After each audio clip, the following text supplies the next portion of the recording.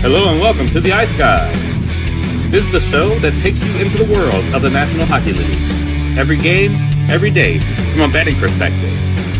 With pro sports handicappers, Ian Cameron, Alex B. Smith, and various guests from the world of hockey and sports betting. And now, here's your host, Ian Cameron.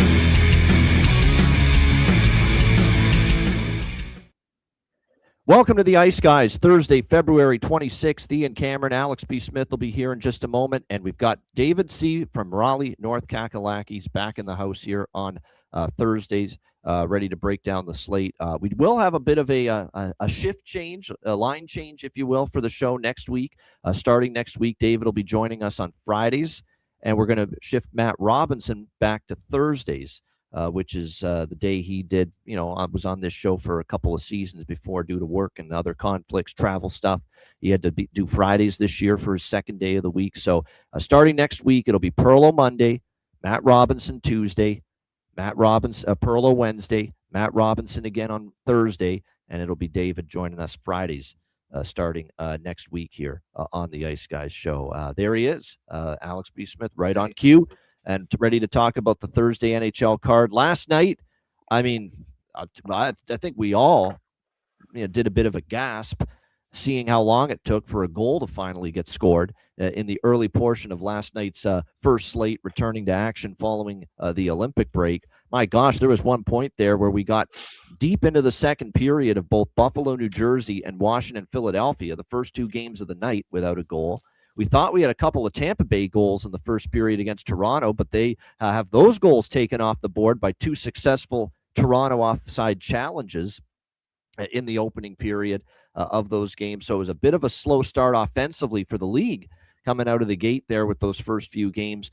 But Washington gets the job done against Philadelphia last night. They end up winning 3-1. The struggles continue for the Philadelphia Flyers as they get out of the gate, pretty much the way they went into the break, struggling offensively. It's back-to-back games for them. They've only scored just the one goal. The Buffalo Sabres, we were worried, some of us at least, were worried maybe the break, interrupts their momentum a bit, but I thought they played a very solid, sturdy, sound road game and did what they had to do to get past the New Jersey Devils last night. Tage Thompson ends up scoring what was actually it was Sandin from Washington that scored the very first goal of the night in the Capitals-Flyers game, but Tage Thompson not far behind, getting Buffalo on the board early. That's a very important win for Buffalo because you know damn well that if they lose that first game out of the break, the old skeletons in the closet start to enter the minds again of not only probably Sabres players, but Sabres fans. Like, oh boy, are we really going to maybe have a swoon here and a collapse here post-Olympic break? But that was not the case, at least last night. I thought that was more important than usual for Buffalo to win that game, and they were able to do so last night against New Jersey.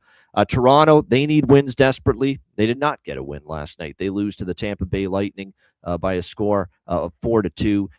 Very fortuitous to land on 6 with the total, a full game, to get a push, even though the over by Fecta fell short with the first period. A lot of goals in the third. But how about cashing Matthew Knies bargain bin special? What a night it was for the bargain bin special. I cashed one. Alex B. Smith cashed one. And, of course, Perlo cashed one. Perlo had Jack Roslovic to score for Edmonton. Alex had that Anaheim and Leo Carlsson parlay at plus 302. So how about that? All three of us on the show in our return to action following the break cash a bargain bin special. And, of course, the one that hit for me was Matthew Knies. No pressure today, David. Yeah, no pressure, David. Yeah, I know. I mean, we're on a 3-0 streak here. We got to make it 6-0 now after tonight. I got to cash one. Alex got to cash one. David's got to cash one, or we're in some trouble. No pressure at all. But no, that was great to see that, obviously, last night with the 3-0 bargain bin specials. Definitely the highlight of the night. It was an up and down night for me, really, with sides and totals. The early part of the night didn't start great. Seattle was a bad call. They lose 4-1 to Dallas. Give the Dallas Stars credit. Getting the job done there in that game without Rantanen, without Jake Ottinger in net. So a nice win there for Dallas. The late night games are what really turned the tide for me, made it a much better and closer to break even kind of night for me in the NHL. We had Vegas, LA over by Fecta. We had the LA team total over, which cashed, even though the LA Kings did LA Kings things. Against a Vegas team that sat out Mitch Marner, Mark Stone, Shea Theodore, Jack Eichel. they end up losing to that depleted, shorthanded Vegas team last night, 6-4. Just a very disappointing loss for LA, thinking, hey, Vegas has got multiple key contributors out. We've got Artemi Panarin making his Kings debut here on home ice. Perfect spot to get a win coming out of the break, get some momentum going, and they deserved to lose, too. That was a horrific third period. They were getting outplayed. They were getting caved in, this Kings team, in their own zone by a Vegas team sitting half their team. It was just a really, really bad look for the Los Angeles Kings. Not the first time they've had a really bad look in a game this season. But Vegas with the 6-4 win, and even with LA losing, we cashed every bet, including that Kings team total, as they get to 4 goals there in that one. Of course, also in the late night hours, we saw it was, Colorado, Utah. I knew I'd skipped one. Yeah, kind of disappointing for Utah. Nathan McKinnon was ruled out before the game started. But the Colorado Avalanche, give them credit, still were able to get the job done and find the win column last night, 4-2 over the Utah Mammoth.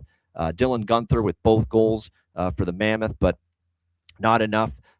Kelly, Olofsson, Nelson, Natchez getting the goals for the Avalanche. Wedgwood was pretty solid in between the pipes there for the Avalanche, helping them get the win. Winnipeg, not pretty, but they get a 3-2 win in overtime against Vancouver.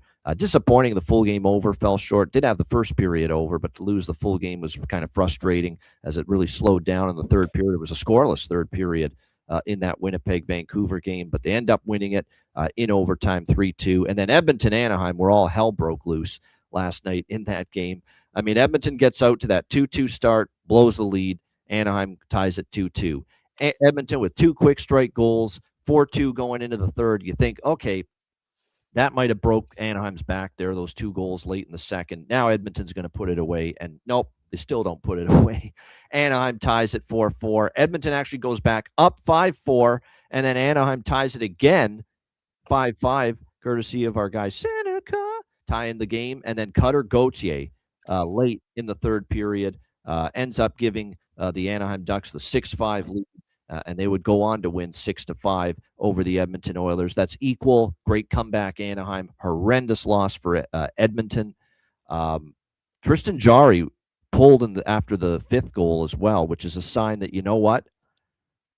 And plus, they had it lined up. I'm sure that Connor Ingram was going to start tonight for Edmonton on the back-to-back in LA. It was going to be Jarry last night, Ingram tonight, and it was so bad for Jarry there that Chris Knobloch couldn't see anymore. And even with Ingram slated to start tonight, he had to put Ingram in there in the third period. That is an indictment on your goaltender when a coach is doing that. Pulling a guy when he knows the other guy is going to start for him the next night tells you how bad it got. But unbelievable comeback by the Ducks. Horrific loss for the Oilers last night. And the 1,000th career win as a head coach for Joel Quenneville. Great celebrations. I love the scenes in the dressing room after the win. They did the team photo, the players with Coach Q, and also they had the fake Coach Q stashes, rocking those in the dressing room after the game. That was a great scene there. And there is a grand total of 2 head coaches in NHL history that have now reached the 1,000-win mark. Scotty Bowman, Joel Quenneville. That is it. It's a very, very short list. It's a very exclusive group. And Joel Quenneville is now part of it. Tremendous career for Coach Q, hitting the 1,000-win mark, Alex. And I know as a Blackhawks fan and all the great years Coach Q had in Chicago, very happy to see that for him. Yeah, absolutely. I mean, obviously, like I said, happy to see the win first off, with betting Anaheim, getting the Leo Carlsson goal as well, cashing that bargain bin. But like I said, that was such a great moment. It was funny when that game, when Carlsson scored and made it 4-3, I felt like this is going to be a crazy enough game, knowing that it would be Q's 1,000th victory.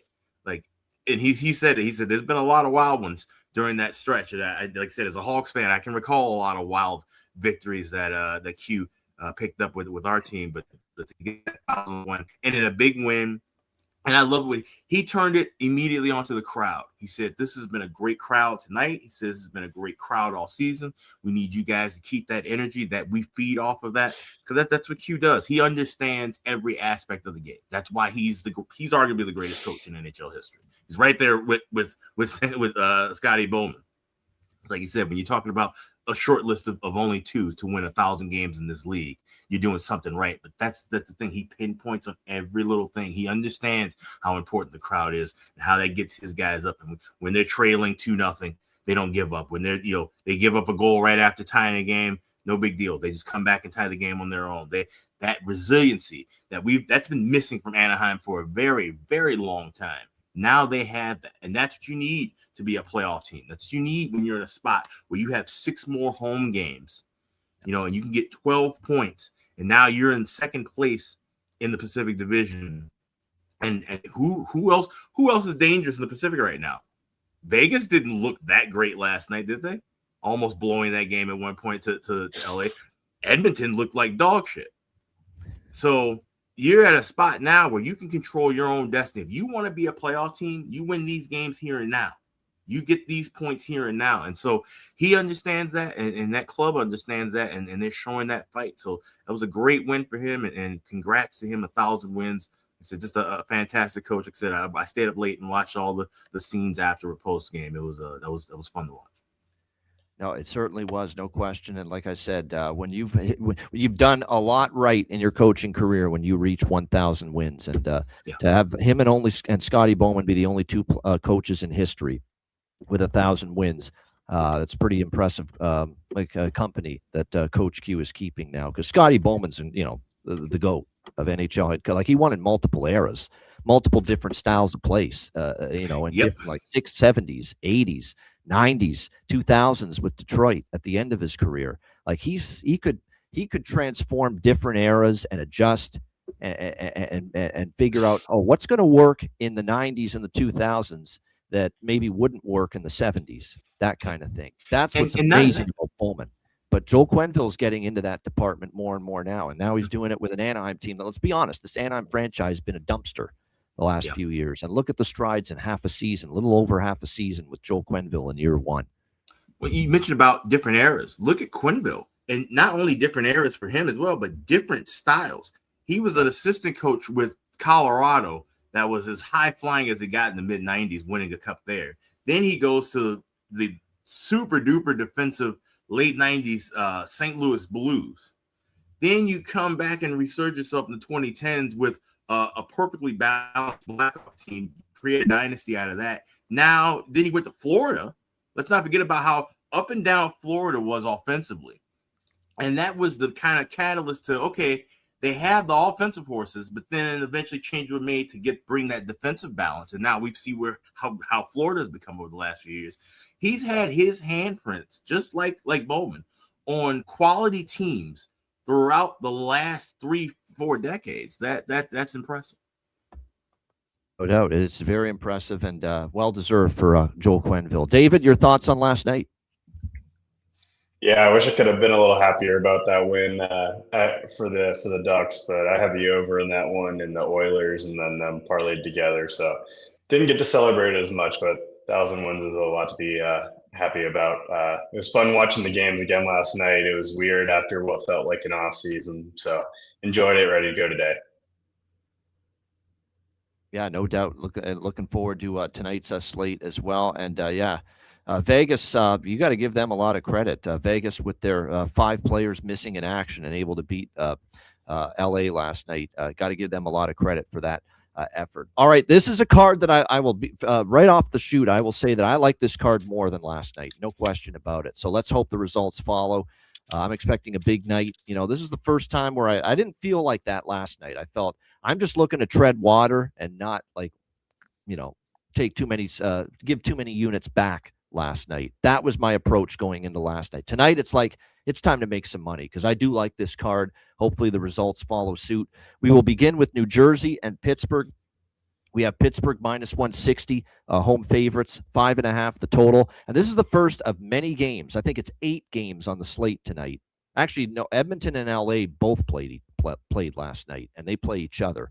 7 other games, I believe, other than that one, where you have a team that played last night facing a team that is playing their first game following the break. I think it's a legit edge for the team that played last night, especially early in the game. Now, New Jersey's a tough team to back right now. There's no question. Nothing's going right. They didn't play well going into the break.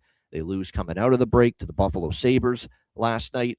But at the same point in time, they've got a game under their belt, shake off the rust, have that cohesion and chemistry start to form again. Meanwhile, Pittsburgh, they're taking to the ice as a team in a game for the first time following the break. No Sidney Crosby, of course, which is a huge blow for this team, and laying a big price. Pittsburgh's definitely a poster child for a team that I think could take a step back post-Olympic break. I already have no to make the playoffs, yes to miss the playoffs in pocket with them in that plus 240 range that I took a few days ago. I think there's going to be some struggles for Pittsburgh. I don't know if they're going to lose the game, but I think early in the game, New Jersey does have an edge. So this is New Jersey, first goal, first period. It's a heck of a price on it, plus 160 for New Jersey, first goal, first period. New Jersey, first period money line. I like both of those looks, and this is going to be a familiar refrain for me in these situations tonight on the card where you've got a team playing last night against a team that played last night against a team that is playing their first game following the break. So I expect the edge to be there for New Jersey early in this game. Plus one, it's down to plus 155 now. It was 160 earlier at FanDuel, but 155 is still very good. That first goal, first period, New Jersey, along with the first period money line here for the Devils in this game. Alex, anything you like here with New Jersey, Pittsburgh? Yeah, it's all early looks for me. Like you said, Devils first goal, first period. I think that's something you can look at with the majority of these teams that you mentioned played last night, catching teams who, had that extra day of rest, if you will. But I like first period over and first period both teams to score. Both teams to score, you get that plus 190, if I'm not mistaken. Yeah, at FanDuel. So I like goals early in this one. I can see this one being kind of back and forth pace early and then maybe slow down a bit. But I can't back New Jersey to give a full 60-minute effort. I mean, they looked bad last night. That was a good win for Buffalo because you got to win some tough, gritty games late if you're going to be a playoff team, but you really shouldn't be 2-1 against New Jersey right now. Like, New Jersey looks like they've just the way that that last gasp, that last kind of 2-minute effort from the Devils, and UPL stood on his head and made some big saves, but the Devils just looked gassed. That's not a good sign when you talk about the first game back after a 3-week hiatus, and all of a sudden they look like they expend all their energy. So I can see them getting the goal early, but I think Pittsburgh could come right back after that and maybe control this game. But that's why I'm looking at first goal, first period for the Devils, along with first period over and first period both teams score. Good stuff. Yeah, like I said, I think for me, I'm with you 100%, totally in agreement with the fact that I'm only on New Jersey early. I don't really fully trust them for the full game, and we have seen instances of this too when this angle's been in play with off a break, an all-star break, Four Nations break, in this case Olympic break, where the team does get the jump on a team early and they lose the game still. The other team does start to get their legs under them, get a little bit more fluid as the game goes on. So that's definitely all things I've got to look at. I'm looking at here. There are some props I'm looking at here, and even though I like New Jersey in this game, and I do like the value with Dawson Mercer and Connor Brown. They're on the top two lines. There are still a couple Pittsburgh props I like. Shinikov was very good before the break, and I got to bet my guy from the Hamilton Bulldogs. What he did, got a hat trick in his NHL debut with Pittsburgh against Buffalo before the Olympic break. The final game before the break, Avery Hayes. Avery Hayes is going to be on that top line, it looks like, potentially here tonight with Raquel and Russ. Talk about getting an opportunity potentially here for the Pittsburgh Penguins.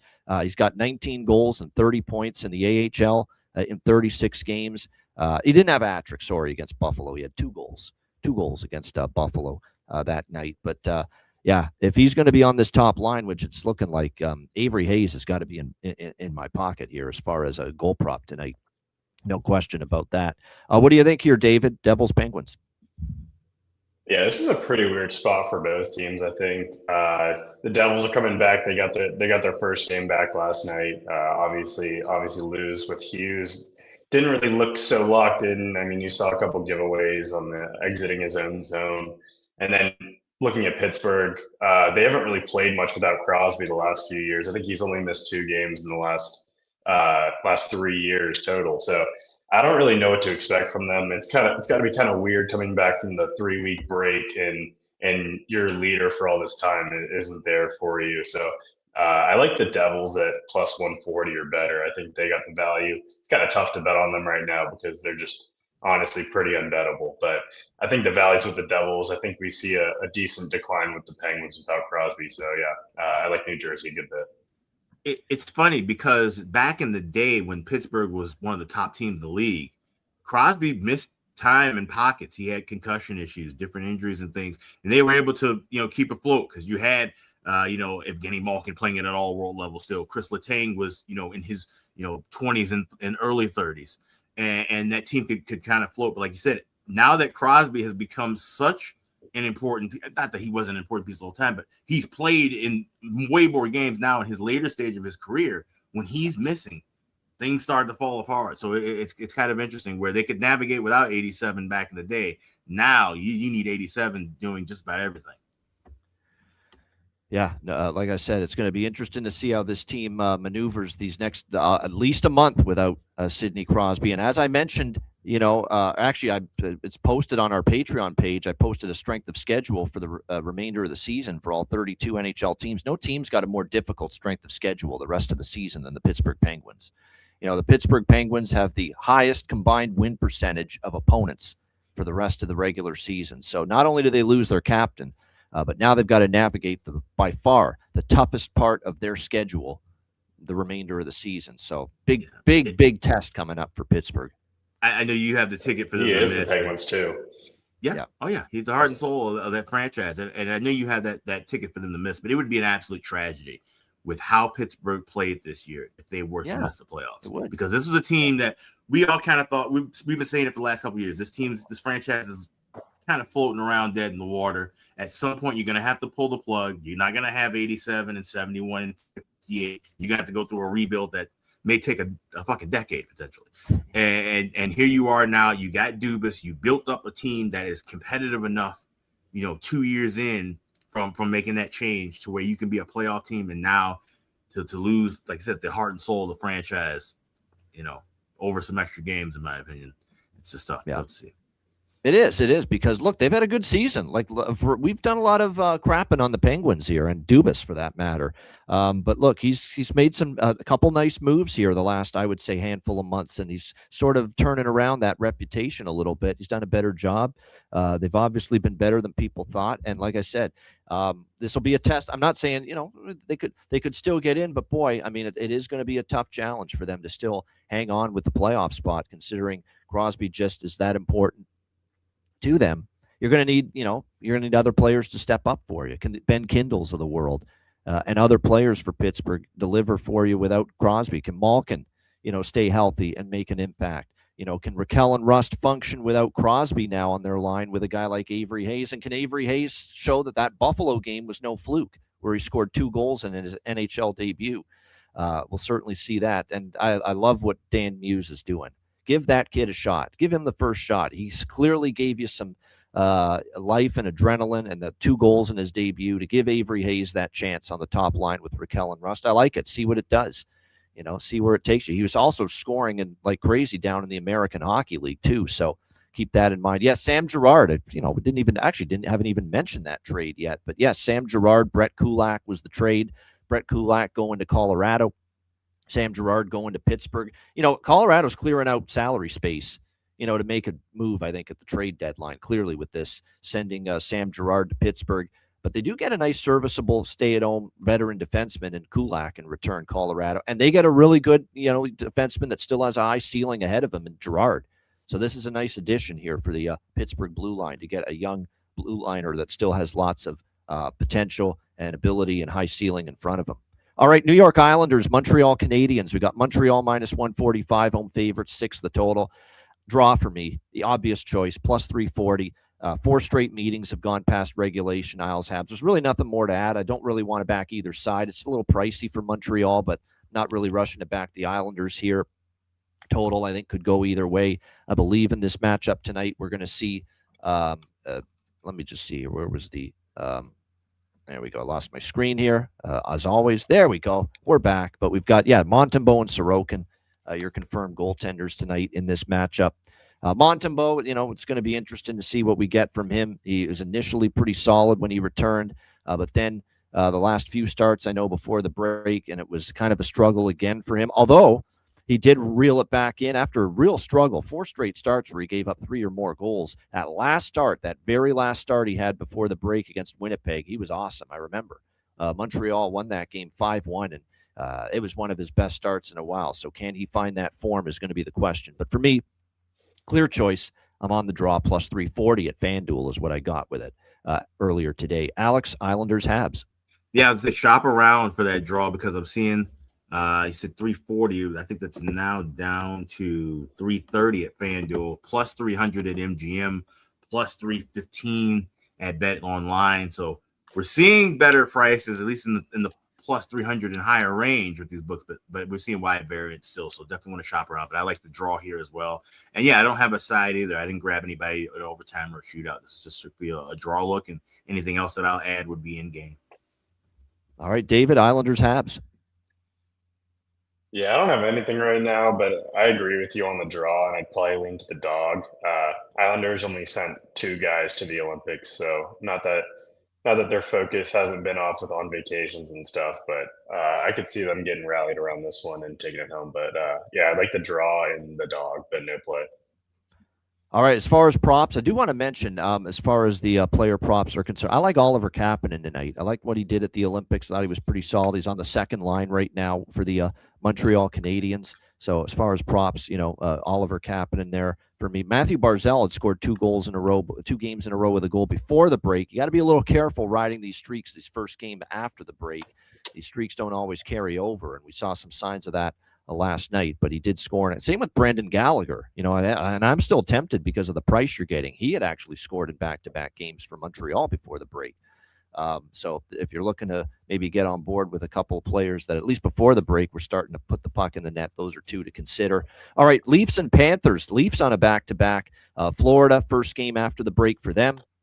The 2-time defending Stanley Cup champions who are going to be maybe in tough to make it a 3rd straight Stanley Cup because their playoff hopes are hanging really on thin ice right now. Florida minus 155 home favorites, 6 the total in this game. Back to the angle that I mentioned earlier with Jersey. I'm on first period, first goal, Toronto, first period, money line, Toronto, but that's it.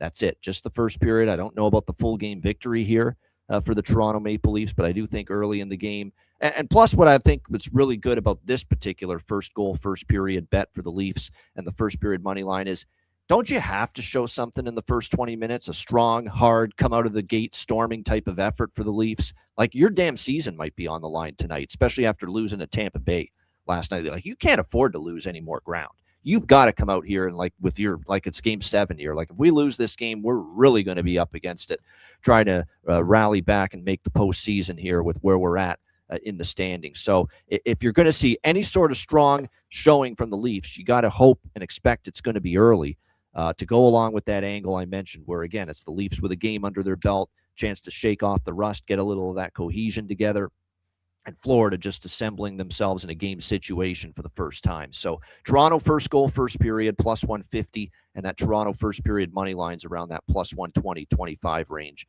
for me here. Alex, Leafs, Panthers. This is a pass for me. I would lean with draw. This is a draw season spot, but I don't trust in Toronto showing that kind of an effort. And like you said, you should, at this point, you should have played last night like it was game 7. If that was their game 7 effort early on, that was brutal. Where they needed the coach to step in with 2 offside challenges to save you. That's what I'm saying. Yeah, you can't have that. And here you are now. And even at the end, those 2 goals, the nice goal, of course, we love seeing that with the bargain bin. But those were more of just kind of Tampa Bay kind of looking a little flustered and out of sorts at the end, trying to close that game out. That wasn't so much Toronto still, in the fight late in the contest. So I don't know if they're gonna roll that momentum over, if you will, into this game early, if at all. So this is a pass for me. Nothing wrong with that on a Big 12 game card. David, what do you think here? Toronto, Florida. Yeah, I like the over here. If you watch that game last night, I mean, Toronto was just so disinterested on the defensive end. I mean, Tampa was just skating all over them everywhere. I think Tampa could have had 5 in the first half of that game. But yeah, I like the over here. The only thing I'm worried about is how the Panthers come out and the pace at which they play, considering they sent half their team to Milan. So I do like the over 6, especially considering Bobrovsky has not really been at his normal form this season with a negative 15 goals saved above expected. Not saying he can't turn that around, but I think that over 6 here. That's about it. But same props as last night for me. I mean, he's not going to be a bargain bin choice tonight, but we are going to take Hungry Nyes, Matthew Nyes, one more time tonight for the Toronto Maple Leafs. I think Bobby McMahon's still on the top line. There's some pretty solid value there as far as that's concerned. Mackie Samoskevich, return of the Mac. Mackie Samoskevich is on the second line for Florida, and Evan Rodriguez, top line center spot with Verhaeghe and Reinhart from the looks of things tonight. So Evan Rodriguez, there might be a little bit of a nice value there for him if you think he can find the back of the net up there centering the first line for the Florida Panthers here tonight. Detroit and Ottawa. We've got Ottawa minus 150, home favorites, 5.5 the total in some spots, 6 in others. I'm on over 5.5 here, minus 134. You know, I thought at 5.5, I'm interested in the over. We've had 3 straight overs in the series between the Red Wings and the Senators. You're probably going to see Linus Ullmark. It is going to be Joe Woll, by the way. I forgot to mention that. It hasn't been confirmed, but it's going to be him on the back-to-back. As far as the goalies here, it's going to be Gibson. It's not been confirmed that it's Gibson, but I'm sure it will be for Detroit. Ullmark has been confirmed for Ottawa. Timmy Stützle is a game-time decision right now for the Ottawa Senators. But outside of that, other than Matan Paulo, the defenseman, and David Perron, pretty much everyone good to go tonight. And it looks like Simon Edvinsson, who was initially expected to miss this game, looks like he is going to be okay to go here tonight for the Detroit Red Wings as well. So they're a fully healthy group going into this game. I like the way Ottawa was trending with their game going into the break. No question. I thought they were playing, but I don't like them at this price. Like if they fall behind, I'll take them live at a plus price, Ottawa, here tonight in this game, but I'm not betting them pre-flop, pre-game at minus 150. I just don't like that price enough. So the only thing I have here pre-game is over 5.5. Alex, Detroit, Ottawa. Pre-game, I have the draw plus 340, and I have Ottawa to win in overtime or shootout at plus 500 over at both of those over at FanDuel. Any game, I'll wait for that 5.5 to drop just a little bit more into a pick and or plus money range with that 5.5. Because I do see goals here in this one, but I think this is going to be a tight division battle. And it would not shock me at all to see this one go past 60. This might be one where I know Caesar still has that prop sprinkled to grab game going to shootout. I can see this one not even ending in overtime. Yeah, no question. DeBrincat loves to play his old team, it seems. There's definitely some truth to that.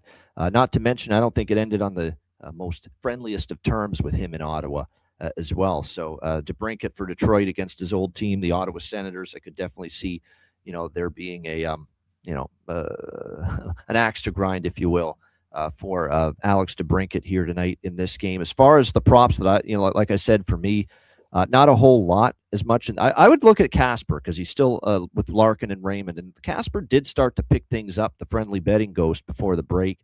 So that's someone to consider for the Detroit Red Wings. That would be one I'd be interested in for the Detroit Red Wings. Maybe it looks like there could be Ridley Gregg on the second line. Cousins actually might be on that line too. So whoever's on that second line spot could be something to look at. All right, David, anything you like here? Detroit, Ottawa. Yeah, there's nothing I especially like here. The Senators were playing their best hockey of the year before the break, and I think the break came at an unfortunate time for them. And I don't really want to bet them as a favorite either. They're kind of world beaters. They like to play close games. So not a team I really want to lay a big price with. So no play for me. Yeah, Ottawa, and I'm going to put this on the page. Make sure you're a Patreon member. If you're not, patreon.com/ice guys, $10 per month. We'll have the betting card, as we always do each and every day, posted on the page a little bit later. I will note on the Patreon card, live bet Detroit at a plus price if they fall behind at some point. That is what they're Ottawa, I should say. If they fall behind, I will look to Ottawa if they're trailing at some point here tonight. I like what Perlo's thinking here, because Ottawa's defensive game, all the defensive metrics for Ottawa were great going into the break. Really, really strong. Ullmark was starting to play better. That if you want to bet Ottawa pregame in some form, I would maybe look Detroit team total under. If you're going to go that route, because my thought is if Ottawa wins, Detroit may not get things rolling offensively. We'll see. But like I said, that's just better value than laying the minus 150 here. Batherson with 5 goals in 5 games against John Gibson. So using those head-to-head player versus goalie numbers, Batherson with a lot of success and productivity against John Gibson in the past. We'll see if that continues here tonight. All right, Columbus, Boston next up. Boston minus 115 home favorite, 6.5 the total here in this game, shaded to the under. I get why it's 6.5 because it's Jonas Korpisalo who's going to start here this first game back from the break for the Boston Bruins. And just like the last game, Detroit-Ottawa, both teams playing their first game following the break. Same thing here with Columbus and Boston. Elvis Merzlikins in net for Columbus, no surprise. Rick Bowness is clearly committed to say, hey, we like Jet Greaves, but Elvis Merzlikins has been here a long time. We think he's a number one caliber goalie. It's up to me as the new head coach. Try to give this guy an opportunity, get some confidence instilled in him again, and he's done it. I think that's the best damn thing Rick Bowness has done so far in this great run he's put together with Columbus is that Merzlikins looks like an NHL and a solid one right now with the way he's played for the Jackets. And he'll be in net here. No surprise. He's been practicing with Columbus for several days now. He's been back with the team for a while. Remember, Latvia got knocked out of the Olympic tournament earlier, so he's had time to kind of settle in. Now, with some trepidation here and some worry that the break kind of throws off this great ride and this great streak and rhythm that the Blue Jackets were on, I am still taking Columbus here, minus 105 and riding them. But, like I said, I am a little concerned that the Olympic break came at the worst fucking time for the Jackets. I mean, they couldn't have been playing any better, you know, going into the break. Then they have this 3-week break, and now they got to try to flip that switch and get it going again. Not to mention the other element of this that makes me nervous is Boston's great at home, 21-8-1 this year at TD Garden. They've played outstanding hockey at home. That being said, I am on Columbus with some with caution. Columbus with caution. That's got a nice ring to it. Columbus with caution. That's what I like here. Columbus minus 105. Not one of my bigger bets of the night, but I am going to take Columbus and riding it one more time with them, hoping the break doesn't stunt the momentum as I worry it might. What do you think here, Alex? Columbus, Boston. There we go, on mute. Yeah, this is a spot where I like things early, looking at both teams to score first period. Want to wait for that price first period over to drop a little bit. But like I said, I can see where, you know, Merzlikins, as well as he's played, like I said, it was a terrible time for their break, but wouldn't shock me to see him maybe give up a quick goal early in the first. Same thing with Korpisalo. These are, you know, two goalies where we've seen them give up goals early and then kind of get back into form as the game goes on. I feel like it could be that kind of a game. I don't like the draw in this spot necessarily. And like I said, if I had to lean with the side, Boston, as well as they played at home, I'd be inclined to back them. But like I said, just keep it simple with first period, both teams to score, and we'll be grabbing first period over live. Yeah, it is currently for the Columbus Blue Jackets entering tonight. It's a 7-game win streak they had prior to the break, and also 10-1 is the run under Rick Bowness since he took over as head coach. So yeah, Charlie Coyle. I mean, I was going to get to that, but the chat's already talking about it, so I'll talk about it. Yeah, absolutely. I mean, Charlie Coyle back in Boston. You got to look at some kind of props, goal prop, assist prop, point prop, whatever you can think of. Even shots on goal, even though it's not my thing anymore. Shots on goal props. Charlie Coyle, excited to be back in Boston. I think it's his first time back in Boston as a member of the Columbus Blue Jackets. Pretty sure that's the case. And like I said, spent a lot of good years there. And probably not only that, but who was playing great offensively for Columbus before the break? Oh, yeah, Charlie Coyle was. Charlie Coyle was terrific before the break. So absolutely, it is his first time back in Boston. So there you go. Yeah, Charlie Coyle props are no-brainer, in my opinion. David, how about you here? Blue Jackets, Bruins. Yeah, I'm with you. I think the Blue Jackets are a bit of a no-brainer here. 10-1 since Bowness took over. They've kind of switched the kind of game they're playing. They're sitting back in front of the net and not allowing as many chances. And I don't think it's really by chance that Merzlikins is playing better in net. Not as much pressure, and I'm sure got a little more confidence in the gameplay. Boston also sent 7 guys to Milan first game back, compared to the Blue Jackets only sending Werenski and Merzlikins. So yeah, I think the Blue Jackets keep up their hot pace going into the break, and I honestly think it was more than just a hot 10 games or 11 games since Bowness took over. I think that they're going to keep trending up, and I like them tonight. All right, there you go. And like I said, as far as props go, Charlie Coyle makes total sense here. Playing well before the break, back in Boston, the former Bruins. So all the sense in the world here to look toward Charlie Coyle. Mason Marchment, too, with Fantilli and Marchenko. There's been some nice chemistry. Kent Johnson, someone that you could maybe look at as well. He's played better under Bones since he got there. For the Boston Bruins, Murad Usnadinov, we talked about him a lot before the break. There's value there with him and Lindholm and Pasternak. Zaka was playing a little bit better. Even Middlestat was chipping in, but Fraser Minton, I probably will take a shot here with Minton again for Boston, even though he's on the third line. I like the way he played, obviously. Excellent hockey from Fraser Minton for the Boston Bruins before the Olympic break hit. All right, Tampa Bay, Carolina. David will be there in Lenovo for this one. Carolina minus 150, home favorite, 6 the total in this game. The angles here in play as well. Team that played last night versus a team playing their first game. So I do like Tampa early. First goal of the first period. You can get that in the plus 150 range in the first period money line. I am not on the full game money line, though, because I think the later the game goes, Carolina will shake things off and get a little bit better, a little bit stronger as the game goes on. Plus, it's Jonas Johansson. I don't want a full game ticket with Jonas Johansson in net here for the Tampa Bay Lightning. And Brandon Bussy's obviously going to be in net for Carolina, and he's been one of the great stories of the season. And what would Carolina do in net without Brandon Bussy? My goodness, with Freddie Anderson's struggles and obviously Kochetkov injury riddled and in and out the way he's been. Brandon Bussy has been a savior, a freaking godsend for the Carolina Hurricanes this year. Make no mistake about it. But Tampa early for me. First goal, first period money line. That's about it. Total, I'm kind of indifferent on it. Alex, what do you think here? Tampa Bay, Carolina. Yeah, I have first goal, first period with Tampa as well, and that's pretty much it. Lean to the over. Maybe if, like I said, watching this one live, if it drops to 5.5 off of a 6, might jump in with that. It wouldn't shock me to see this. I think this is going to be kind of a weird pace game where you may see a goal early, then it slows down the second, and then ramp up in the third. And then that's something I think we can see with a lot of these teams in this, first couple of games back in. We saw that last night where the offense, it took a while for things to get rolling. So Tampa Bay being a little bit of a, say, fresher team already playing last night, get on the board first, but that should wake Carolina up, certainly. So that's the way I'm playing that. First goal, first period for now, and then add things on live. All right, David, you'll be there. I know you always enjoy attending those Canes games at home as a season ticket holder, but what do you think here, Tampa Bay, Carolina? Yeah, I unfortunately kind of agree with you. I don't really know what to expect from us coming out of the break. I know Aho is still not even he didn't practice yesterday or today. I guess sleeping off some things. Doesn't really seem like he's really ready to go yet.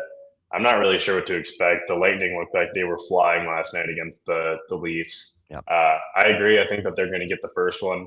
I think it's a weird spot for Brandon Bussy too. I mean, I love him in net. Obviously, I've spoken about it a lot, but it's a weird spot. You keep running hot and you're playing all the time. Playing every other day, and this break hurts him a little bit. I think that's an excellent point. Right. I'm not saying it will happen, but it could. Yeah. Yeah, and then along with that, you have your first 3-week break inside of any season ever, and kind of reality sets in. He got his extension as well, the contract. So I think it's a weird spot. I like the over. It's very dependent on who's in net for Tampa. It looks like Johansson's confirmed. So, yeah, I definitely like the over 6 a lot in that case. I think Tampa's going to come out firing, and the Canes games and the totals really depend on who is on the opposing team pressing early. If they can bag 1 or 2, then the Canes are going to up the tempo for the rest of the game. I like Svechnikov props too. You can get the over 3.5 shots on goal at plus 300. I think Aho and Jarvis are going to take a little bit of a backseat, and obviously Svechnikov not getting to play in Milan, I think he's going to come out with some fire. So, yeah, I like his shot on goal and goal props. Yeah, one thing to note about Bussy is that he's already played 27 games. It's at 1,638 minutes. And just looking back at previous seasons with Providence, he has played as high as 2,400 minutes, 41 games in a professional level. So, like I said, you wonder about the taxing of his body as he goes through with this condensed schedule, playing more games. I guess he's going to get about 19 to 20 more starts. So yeah, you want to see how he progresses as more minutes log on to his body. Yeah, that's an excellent point. So, and that's a great point David raised. That why has Bussy been great? Because he's gotten in the flow, he's gotten in the rhythm, he's gotten his confidence. He's playing every day or every other, every 2-3 days, and now he's got to sit and wait for 3 weeks to finally get back in net and play in a game. That could be a negative for Bussy, for as great as he's been. So that's another reason why. And check the Patreon page, check the picks page on Patreon. I will probably put in there that I'll be targeting a live over 5, and I'm not going to bet it at 6, but at 5.5 if it falls to that. Keep in mind, we did see a lot of the games. It took several minutes for there to be a goal with most of the games last night. So there's a good chance you're going to get 5.5 here at some point. At that point, I'll probably jump in with a live over. Yeah, Jordan Staal, I think I'm going to sprinkle, even though I'm worried about these goal streaks going into the break, not being able to carry over. But the captain of the Hurricanes, Jordan Staal, did have 3 straight games with a goal before the Olympic break, and you're still getting a pretty good price on that. So probably will still sprinkle on that. All right, Philadelphia Flyers, New York Rangers. This is a first game of an ESPN doubleheader. What a great, NHL, I think it just worked out this way, but good thing that before the season they scheduled all these national games coming out of the Olympics, trying to capitalize on the momentum. 2 TNT games last night. You have 2 ESPN games tonight. You have 2 ABC games on Saturday afternoon, and then you have a TNT game Sunday afternoon and an ESPN game, Panthers Islanders, Sunday night. So you've got yourselves 8 national TV games between Wednesday and Sunday. So that's good. You've set the table to try to get some people and some eyeballs to the set for NHL. Now, will they flock to the set? That's the greater question, right? Golf clap to the league for actually getting it right and doing their fucking jobs and putting games on national TV after having arguably the biggest hockey moment in the last 5+ years. Yeah, about damn time. No brainer. We shouldn't be, giving them all kinds of praise for common fucking sense, but here we are. But nevertheless, it's good to see it, because it could have been the usual 1 game on ESPN Plus, 2 games on ESPN Plus, and maybe 1 or 2 on TNT, and that's it.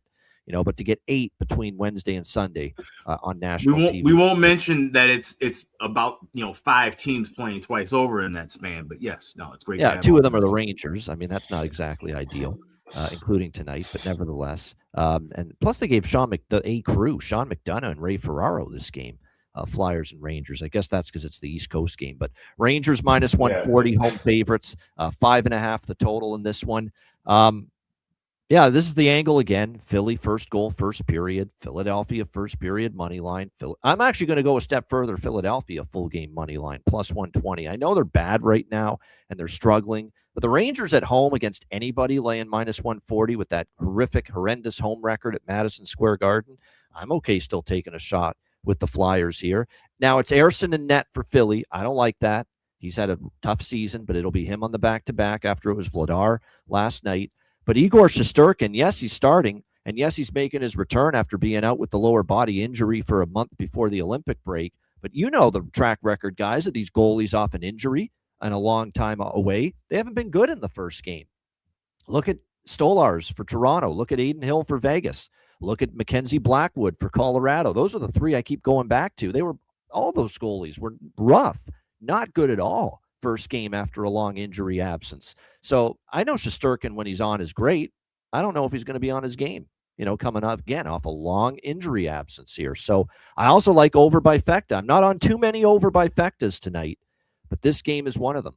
First period over, full game over, 5.5 as well with Flyers and Rangers. Alex, what do you think here? Philly, New York.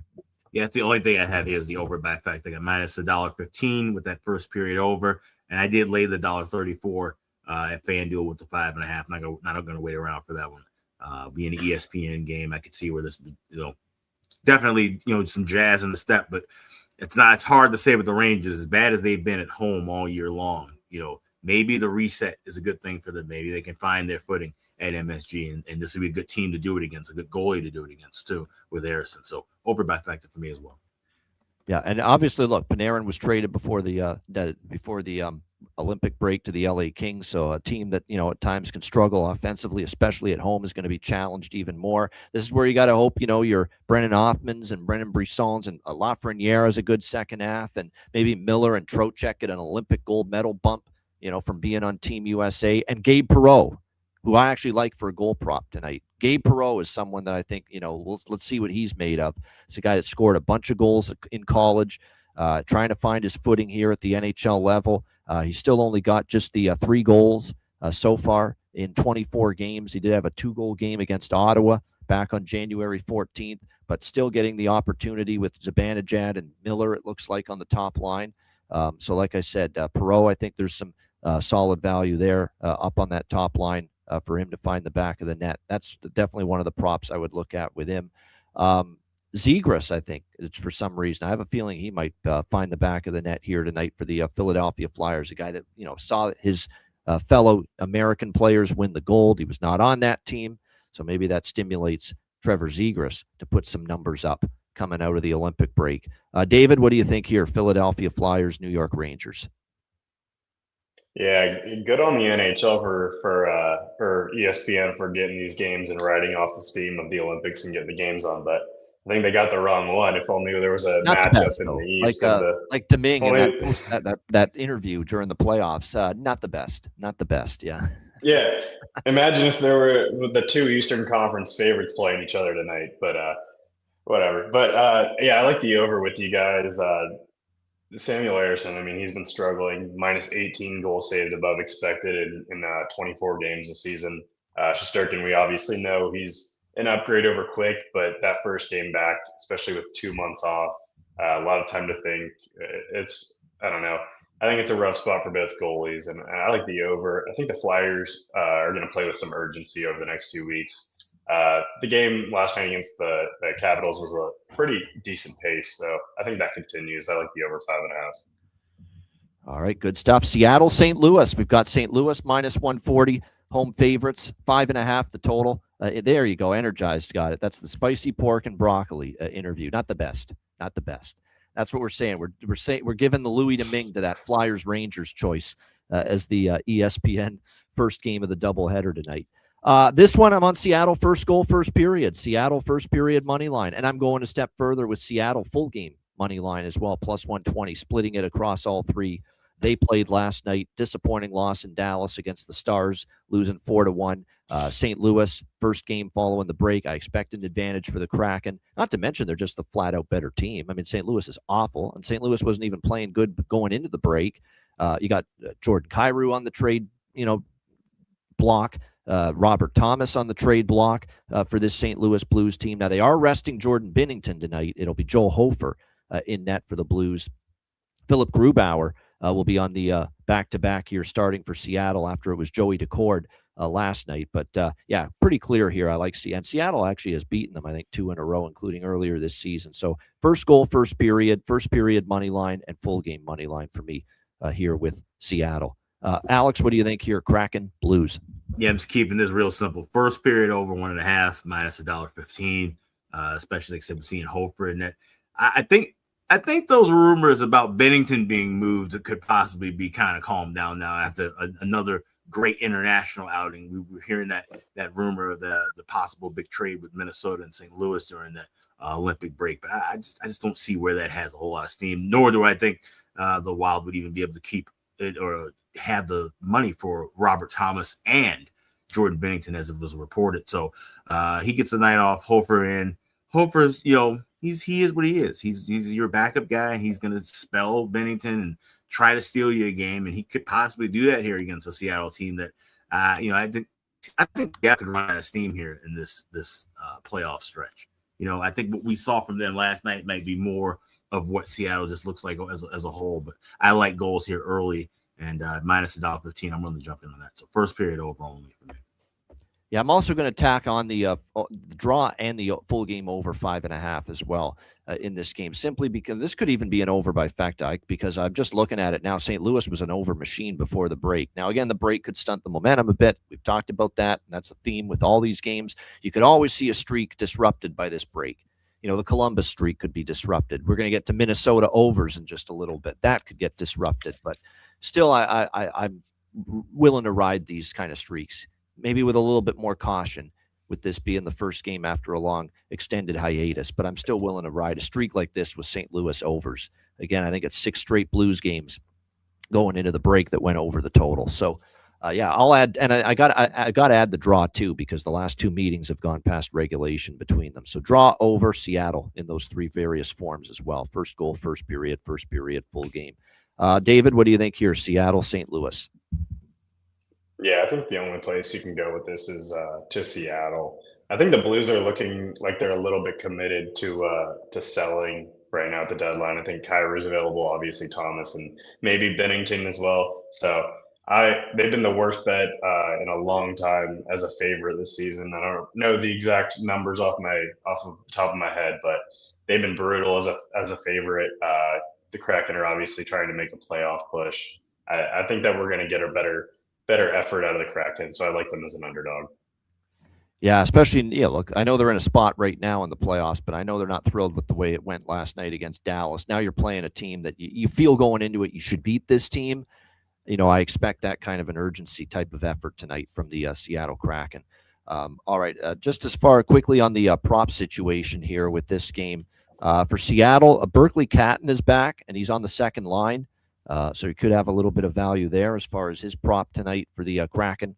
And then I would say on the St. Louis side, he is back. Dylan Holloway, our guy. Holloway, I don't know how much he's like. They don't. I don't think they have him as of now listed on the top six, because I see Neighbors, Buchnevich, Kyrou, Shen, Dvorsky, and Snuggerud in that top spot. But Holloway and Dvorsky are two St. Louis props I'd consider in this game here. Chicago, Nashville. We've got Chicago around plus 140, plus 150 dogs. Nashville upwards of minus 170 here as favorites. 6.5 the total in this game.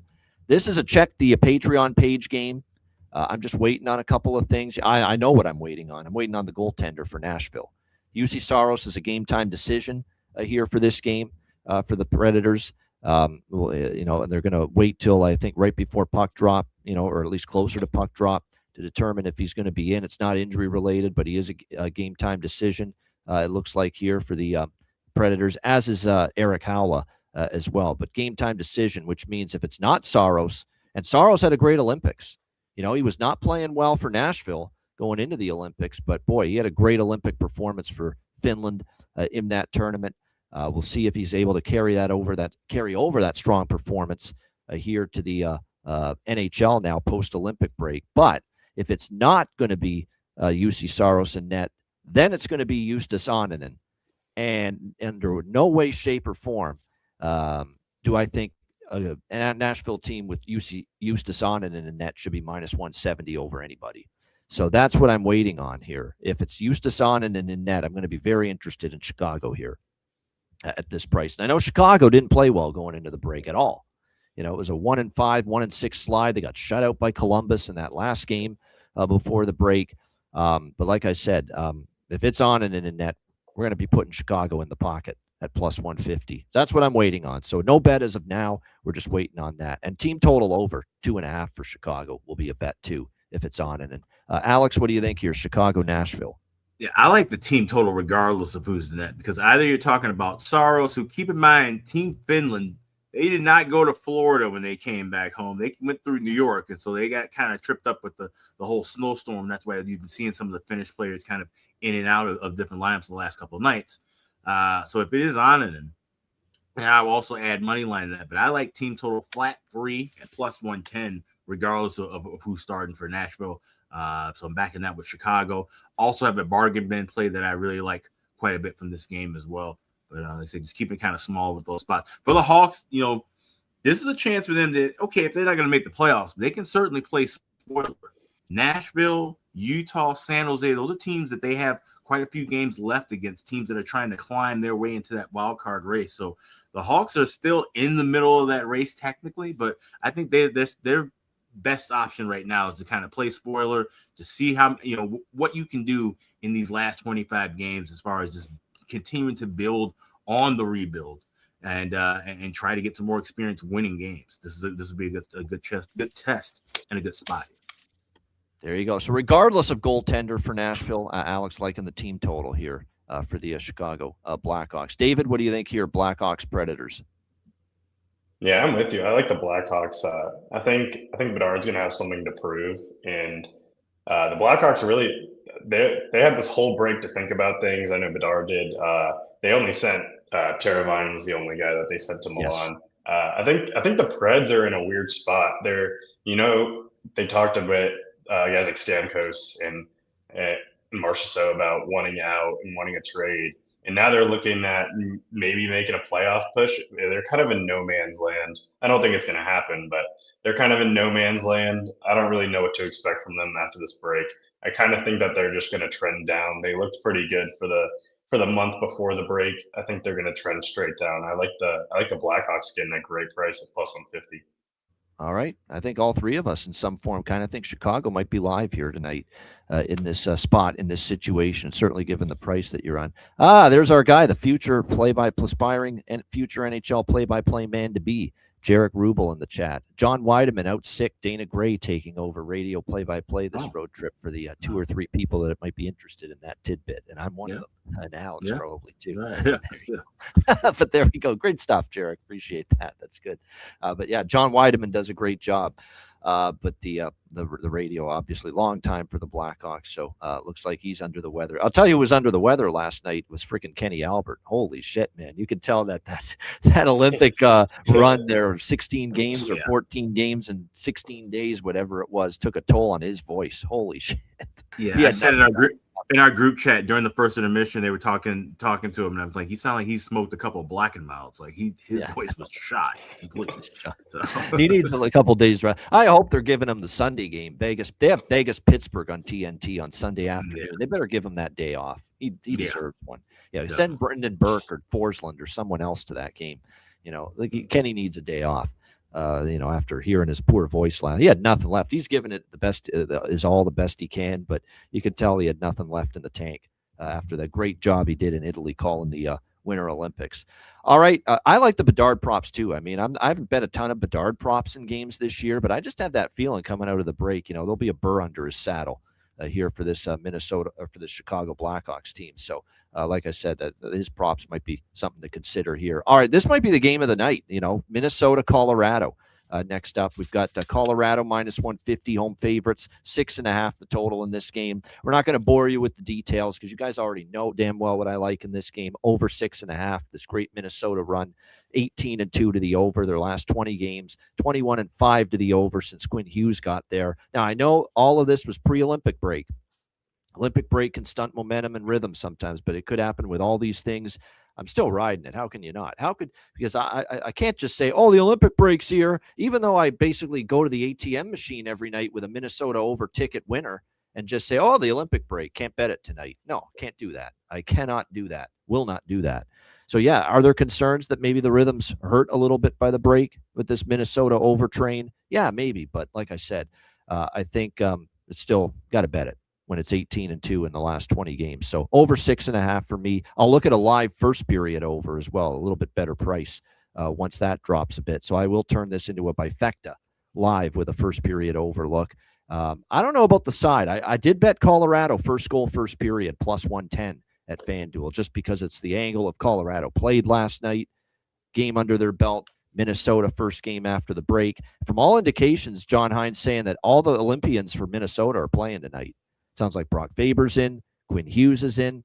The rest, they're all playing here in this game tonight for Minnesota. And I think McKinnon will be back tonight. They rested him last night. He was a scratch against Utah. I do think Nathan McKinnon will be back tonight here for Colorado. So, yeah, over 6.5, and I will look at a live first period over as well. I'm tempted by the draw, believe it or not, too. And Colorado first goal, first period. But I'm maybe tempted by the draw, too, because we have seen Minnesota in particular, at least before the break was concerned, be a team that was involved in a lot of overtime. I mean, to the tune of 5 of their last 7 games before the break went past regulation. 5 of their last 7. That's a lot of overtimes they played. So just because of that track record, I may have to dabble in the draw here as well. Alex, what do you think? Minnesota, Colorado. My only pregame bet is the draw. I grabbed plus 350, which is still available at FanDuel. We'll be on the over bifecta, but I'm waiting for both in game, not just the 1.5 to drop in price. I'm waiting for that 6.5 to possibly drop to a 6. Like I said, I don't think the momentum is going to be thrown off too much. And I think the fact that you had Colorado already get a game in kind of helps to that over a little bit. But at 6.5, I just think that, even money, I could wait and try and grab a 6 land. I'd rather lay 130 with a flat 6. than talking about laying $1.05, $1.10 with a 6.5. So waiting for the totals in game, but I will be on that draw pregame plus 350 available once you get at FanDuel. Yeah, I like Hartman, too, for value on the Minnesota top line, centering it. Tarasenko was really good before the break. Does the break hurt his momentum? But, I think he could be worth a shot. Brock Nelson for Colorado. We know how good he was before the break. Nate just obviously has been terrific, still with McKinnon and Landeskog. Landeskog, I think, on the top line, it looks like tonight for Colorado might be worth a look as well as far as goal prop there. So those are a couple of the props I'd be looking at in this game. And a game we do think there could be some goals scored in it. David, what do you think here? Minnesota, Colorado. Yeah, like you said, not going to really bore anybody with the details. I mean, we've been riding this train on the Wild Overs since Hughes got there, and it's not going to stop now. I think this is a perfect spot for it too. 21-5 with him in the lineup, and one of those 5 was against the Avalanche. But you look at that game, there were 9 expected goals in that game, just a ton of chances both ways. It stayed under 5-1 final. But yeah, I think we see both teams flying here, and I think we see an easy over. All right, there we go. So all of us signing up for another ride, hopefully another ride on the Minnesota Wild Over Express here tonight as they take on the Colorado Avalanche. So I mentioned the props. All right, good. And I expect the goaltending to be up. We saw Scott Wedgwood last night for Colorado, so I would assume Mackenzie Blackwood gets the nod tonight, and it's already confirmed that Philip Gustafsson will be starting in net for Minnesota. I don't love his game right now, Minnesota. It's another thing that's good for the over. I didn't love the way Gustafsson played with the Wild before the break. I didn't love his performance with Sweden at the Olympics.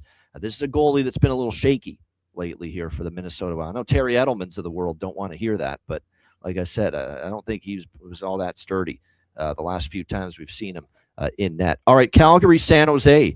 We've got San Jose minus 130, home favorite, 6.5 the total in this game. I've still got memories, by the way, of Gustafsson, of that horrific rebound he spit right back into the slot against Italy. Remember when Italy shocked the world with the first goal in that game against Sweden? That was one of the worst rebound control moments you'll ever see from Philip Gustafsson. It was just a sign that hasn't been as good. So we got to bust it out. What's troubling you, Gus? What's troubling Gus? Not playing as well. That's what's troubling him. All right, Calgary, San Jose. San Jose, again, I don't want to bore you with the details, for the sake of brevity and keeping the show at a reasonable length, but I'm on San Jose here. You're going to give me minus 130 at home against Calgary. Calgary is a team that, has an awful road record. This team's only won 8 road games all season. 8. That is it for this Calgary team. I think 8-19 is their road record. San Jose did not play well going into the break. So I think for Celebrini, Will Smith, all these young kids, Eklund, there's a sense of urgency here because San Jose did not play their best going into the break. It was a great first half overall before the Olympic break, but they stumbled. They stubbed their toe the last several games before the Olympic break. So I think they come out focused, dialed in, ready to go. And if they do, they're better than Calgary, flat out, period. So I like San Jose here, minus 130. Alex, what do you think here? Flames, Sharks. I'll take it one step further. Give me Sharks in regulation plus 120 available over at FanDuel. He said this is just at this point now, the bad teams, the bottom 5 teams, be it in the West, East, or just in the overall in the league, you just fade them. And when you get in a good price, and I think this is a good price to back San Jose. Also like Pavel Regenda. I mentioned I liked his game during the Olympics. I liked his game. We liked his game before the Olympics. I think his momentum can continue. I will be on him to score a goal tonight. Yeah, 4 straight losses it was for the Sharks going into the break. I think they come out ready to go tonight. They say, hey, that's then, this is now. We have a chance to make the playoffs. We have a chance to resuscitate this franchise and make this a season that nobody saw coming because not many people thought San Jose would be buzzing around a playoff spot right now. But they have a chance to do something special, this young group. And with the determination I saw Macklin Celebrini play with for Canada, even in a losing cause at the Olympics, because he was their best player. I think you could make that argument. That's how good Macklin Celebrini was. Unbelievable on that stage. You think that guy's playing like a guy that doesn't want to be denied at anything he does. So, like I said, I think that's going to spur on this San Jose team here, especially tonight coming out of the break against a beatable foe. What do you think here, David? Flames, Sharks? Yeah, I agree with you guys. I think the Sharks are going to have some jump. I think the Flames are in a bit of a weird spot. Like they're obviously going to be looking at sellers for some of the guys, and I just don't know how much they're going to care about these games, especially leading up to the trade deadline. I mean, I'm sure that they're going to but they're not going to be looking to win that desperately. I think the Sharks are in the opposite boat. I think that they're going to have some spark, and that's the only way I can go with this game. Yeah, definitely. Now Calgary didn't play great going into the break either. 2-6 for the Calgary Flames in their last 8 games before the break. One of those 2 wins was against San Jose, actually. In Calgary, it was 3-2, and I remember being on San Jose in that game, and they just didn't play well. They got outplayed. It was a bad game for San Jose. That's when they were struggling in those games. I think it's going to be a different San Jose team here tonight, though. And like I said, I think they get the job done. As far as props go, this is one night I think, you look at Celebrini, you look at the big guns up front, the core young the young core for San Jose. Like I said, Celebrini, Will Smith, Kiefer Sherwood's got value because he's playing with Celebrini. And we know Kiefer Sherwood, when he's got a good centerman to play with, he can find the back of the net. And like I said, I like what Alex mentioned there with Pavel Regenda. And the way, although it looks like Regenda, is that true? Regenda's not playing tonight. Let's see. I'm not seeing it if he might be out for the first game. So yeah, he's somebody I have iron. As soon as he gets back in the lineup, I will be better. Yeah, like no doubt. Like this might just be a rest scenario tonight for him. If I was going to bet, then it should be Dustin Wolf in net for Calgary, I believe, tonight here in this game. This first game back hasn't been confirmed, and it is Yaroslav Askarov here for San Jose who will get the start. And then, I think there was someone I had in mind as far as props for Calgary. I'm trying to think. Oh yeah, Sharon Govich, because he's up with Backlund and with Coronado on the top line for the Calgary Flames. All right, last game of this. Oh my God, the 2 dumpster fires, the 2 tire fires of the first night back from NHL action going head to head. What are we going to get here? The Edmonton Oilers and the Los Angeles Kings. We've got even money, -110 both sides, 6.5 the total in this game. You couldn't pay me to bet a side in this game. You couldn't. I'm not taking Edmonton. I think the last someone mentioned this stat. I think it was on the show I did with Jimmy the Bag earlier, my Thursday spot on his show. The Oilers are 0-8 in their last 8 on a back-to-back on the road. So not to mention after the shit show of last night, blowing multiple leads, losing to Anaheim. I don't want Edmonton. I don't want LA. After what I saw last night, you let a Vegas team depleted.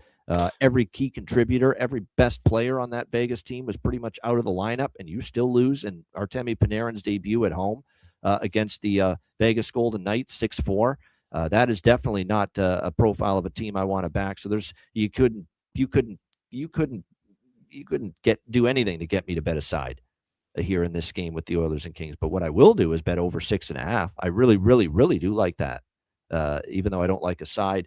I don't trust I had the LA Kings earmarked as an over team once they got Panarin, at least a little bit, that they're going to start to play a few more overs, that they're going to start to score more goals, look a little bit better offensively.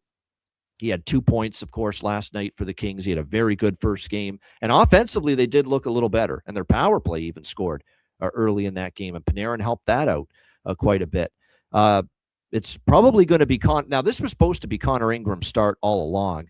I don't see why that would change, even though he came in during the third period, especially the way Jari played. I think it's a damning statement for Jari that knowing Ingram had this start lined up, that Chris Knobloch still thought it was bad enough for Jari that he had to get him out of there and give him the hook in the third period. But I expect Connor Ingram for Edmonton. Darcy Kemper, of course, for LA. They gave Anton Forsberg the start last night. So definitely, I think Kemper and it is confirmed Kemper tonight.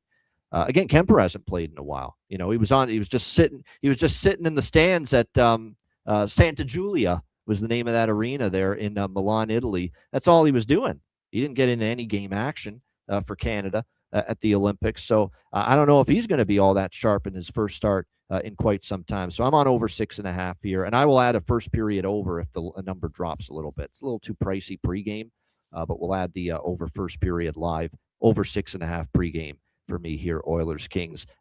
Alex, what do you think here, Edmonton, LA?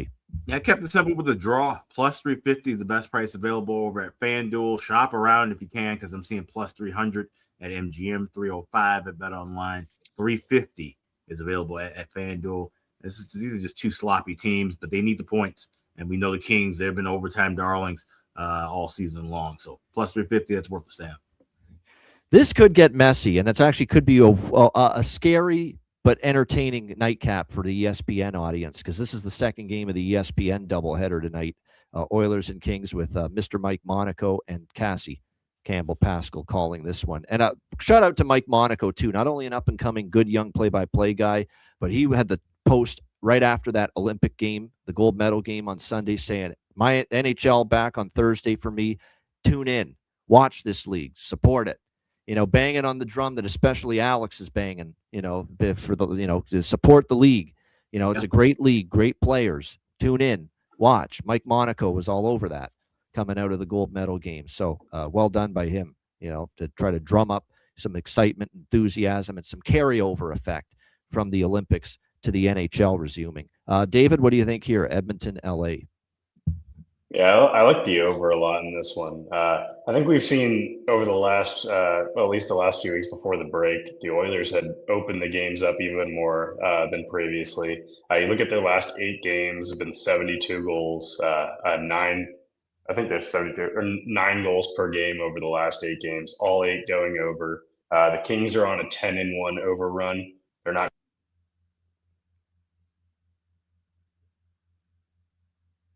Oh, David, we lost your audio.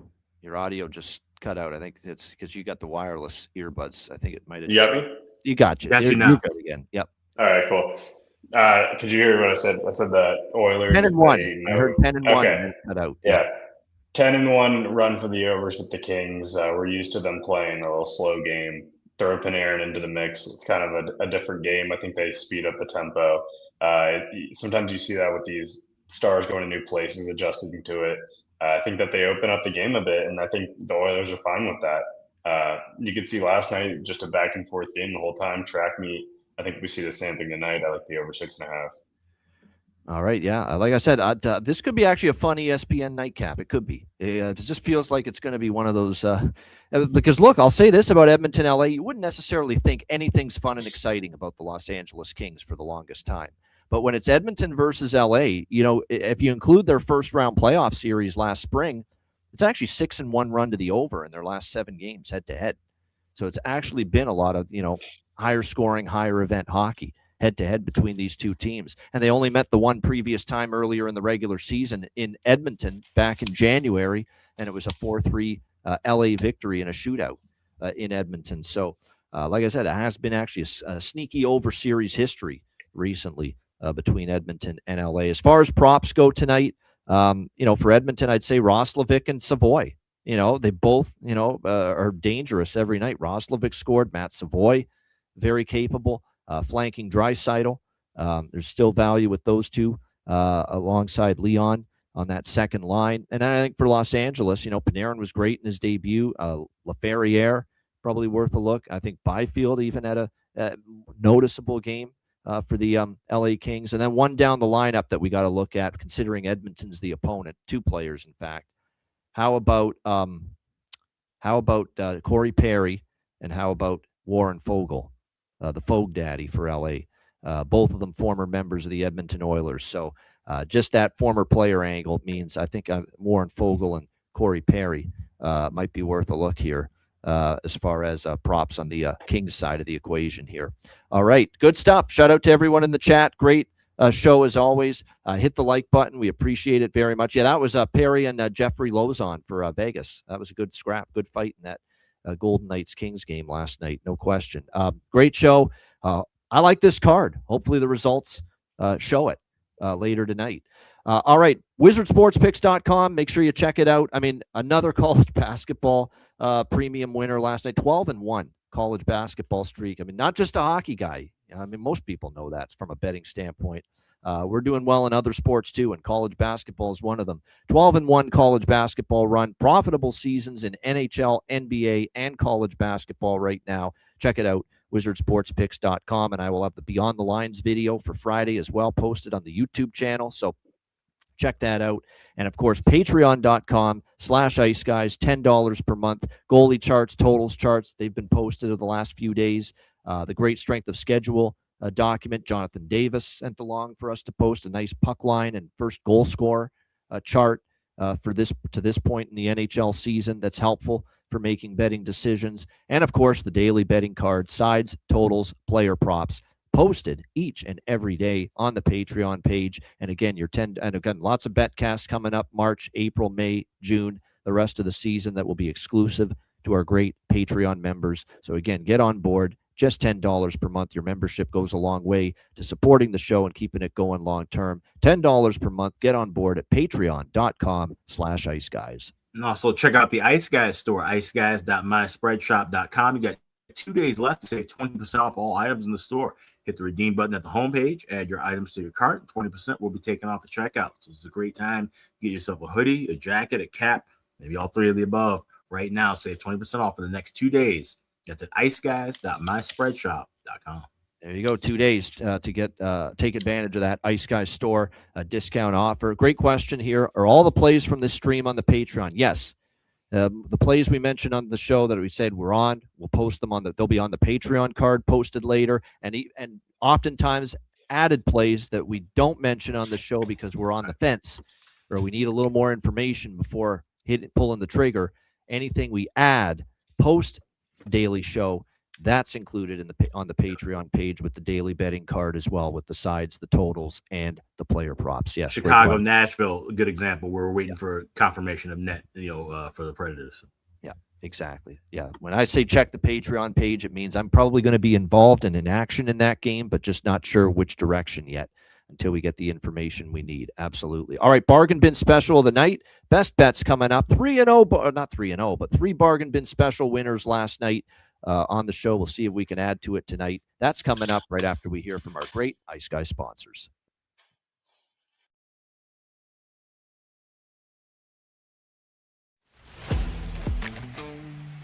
Wizard Sports Picks, featuring the finest handicappers in the universe.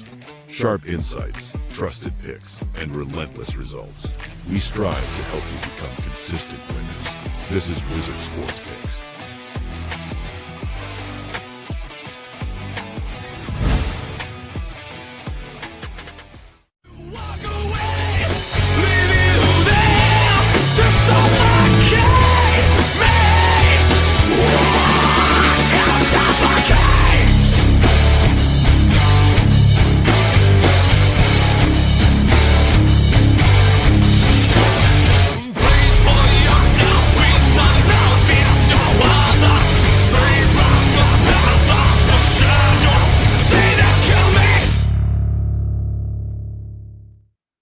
All right, bargain bin special of the night. I don't know if we can follow up what we did last night. It'll be hard to. 3 bargain bin special winners, but as always, we will try. Alex, we'll start with you. Bargain bin special of the night. Yeah, once again, I got a pair of them. We'll start with that Columbus-Boston game. I think we all love the spot. You got him returning home. He's been red hot before the break. Charlie Coyle, anytime goal scorer, right on the number, plus 300. Now over at FanDuel, that would be my first bargain bin special. My second bargain bin special, we head down to Music City. You got Nashville and the Blackhawks. Chicago, one of the players that were, back at home. I don't know if he was necessarily resting, but Ryan Donato welcomed a little baby girl during the break. So looking at dad bump angle, you get him anytime goal scorer plus 525 at FanDuel. So that'd be my second bargain bin. So we'll go Charlie Coyle, anytime goal plus 300 for CBJ, and Ryan Donato, anytime goal plus 525 for the Hawks. My 2 bargain bin specials for this Thursday. There we go. Awesome stuff. David, bargain bin special of the night. Yeah, I'll be there tonight, so I got to get 2 from the Canes Lightning game. I like Andrei Svechnikov over 3.5 shots on goal plus 300. I think that he's going to be fresh after staying home with Russia not going to the Olympics. And then you look at Jarvis and Aho, who are probably a little bit fatigued. Aho not even practicing.